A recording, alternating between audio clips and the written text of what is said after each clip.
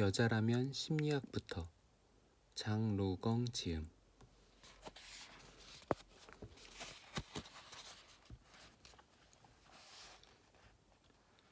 안 좋았던 첫인상을 떨쳐내는 방법.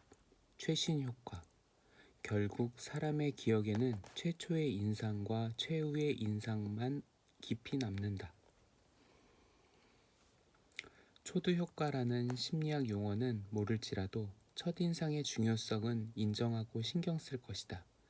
반면 최신 효과는 종종 무시되곤 하는데 심지어 그런 것이 있는지도 모르는 사람이 꽤 많다. 최신 효과는 간단히 말해서 가장 나중 혹은 가장 최근에 제시된 정보를 더 잘 기억하는 현상으로 막바지 효과라고도 한다. 대인관계와 사교활동에서 초두 효과와 최신 효과는 똑같이 중요하다. 심리학자들은 대인관계에서 최초와 최후의 인상만이 머릿속에 깊이 남는다고 본다.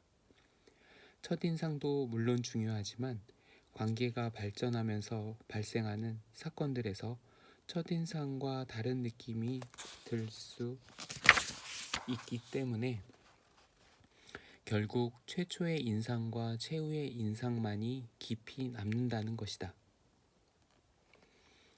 사실 최신 효과는 일상에서 흔히 발견할 수 있다.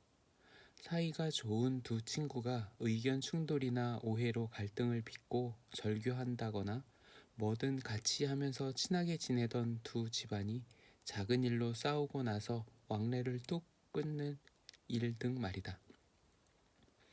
이런 일들은 모두 최신 효과의 영향을 받아 발생한 것이다.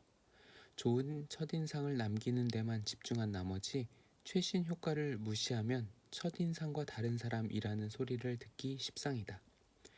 이렇게 되면 관계에 있어서 용두사미꼴을 면치 못하게 된다. 또 처음과 끝이 모두 같아야 사교의 목적을 최종 달성할 수 있다. 따라서 대인관계에서 우리는 초두 효과뿐 아니라 최신 효과도 중요하게 생각하고 잘 활용해야 한다. 특히 상대방에게 좋지 않은 첫인상을 남겼다면 반드시 최신 효과를 이용해 나쁜 인상을 지워야 한다. 그러기 위해서는 몇 가지 기억해야 할 것이 있다. 우선 꾸준하게 소통해야 한다. 상대에게 남긴 첫인상이 나빴더라도 너무 걱정할 필요는 없다. 계속 더 많은 소통을 하려고 시도해서 좋은 면을 드러내면 상대방은 당신의 진면목을 알아차리고 알고 보니 그 사람 참 괜찮네 라고 생각하게 될 것이다. 오해가 풀리면 처음과 달리 좋은 인상을 남길 수 있다. 소통을 통해 오해를 풀었다면 지속적으로 관계를 유지하기 위해 노력해야 한다. 최악의 상황은 상대방이 당신을 파르르 끌어올랐다가 금세 식는 사람으로 보는 것이다. 어떤 관계든 먼저 자주 연락하고 관계를 지키기 위해 노력하는 사람이 기억에 남고 사랑받는 법이다. 평소에 전화를 자주 걸어 안부를 묻거나 가끔 작은 선물을 건네는 것도 좋고 어떤 활동을 함께하면 더 좋다. 이렇게 하면 사교 활동이 계속 이어지므로 도움이 필요할 때 부탁하기도 좋다. 처음에는 죽이 맞아 신나게 어울리다가 갑자기 연락을 뚝 끊고 도움이 필요해지면 다시 나타나는 사람이 있는데 이런 사람을 곱게 볼 리 없지 않은가. 아마 이용당하는 느낌이 들어 기분이 좋지 않을 것이다. 내가 오란다고 오고 가란다고 가는 사람인 줄 아나? 라고 생각할 수도 있다. 사교는 시작도 어렵고 중요하지만 꾸준히 관계를 경영하고 유지, 관리하는 게 더 중요하다. 현명한 여자라면 이처럼 심리 효과를 이용해 상대방이 자신을 좋아하게 만들 줄 안다.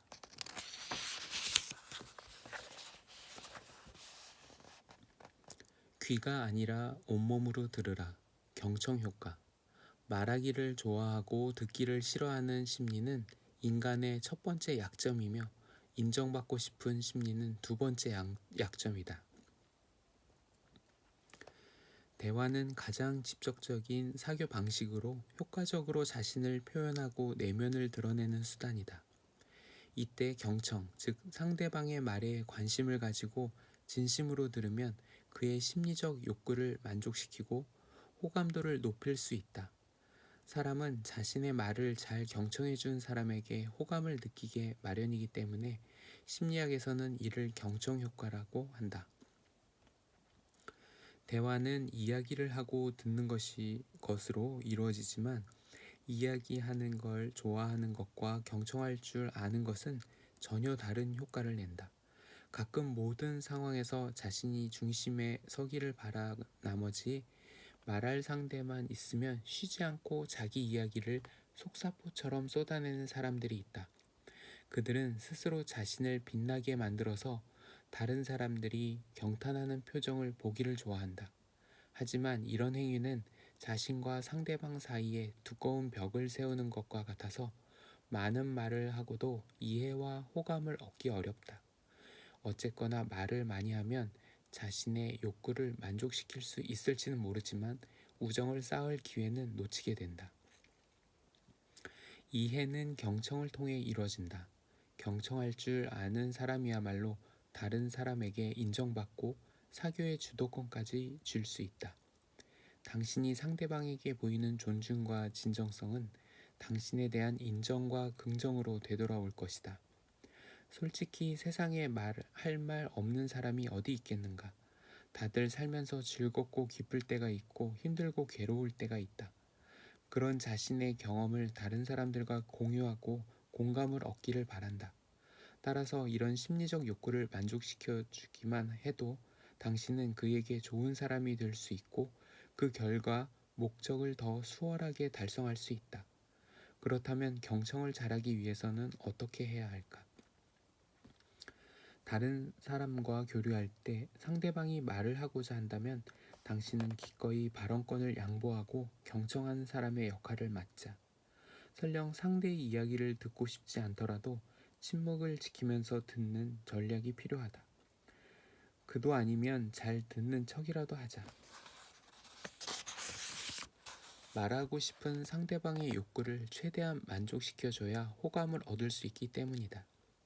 사람들은 누구나 상대방이 자신의 말을 잘 듣고 공감해 주기를 바라며 말하는 중에도 인정과 긍정의 시그널을 얻길 바란다. 이에 대해 반응하는 가장 간단하고 쉬운 방법은 고개를 끄덕이는 것이다. 적절한 순간에 고개를 살짝 끄덕이기만 해도 상대방이 하는 말을 잘 듣고 있다는 것을 전달할 수 있다.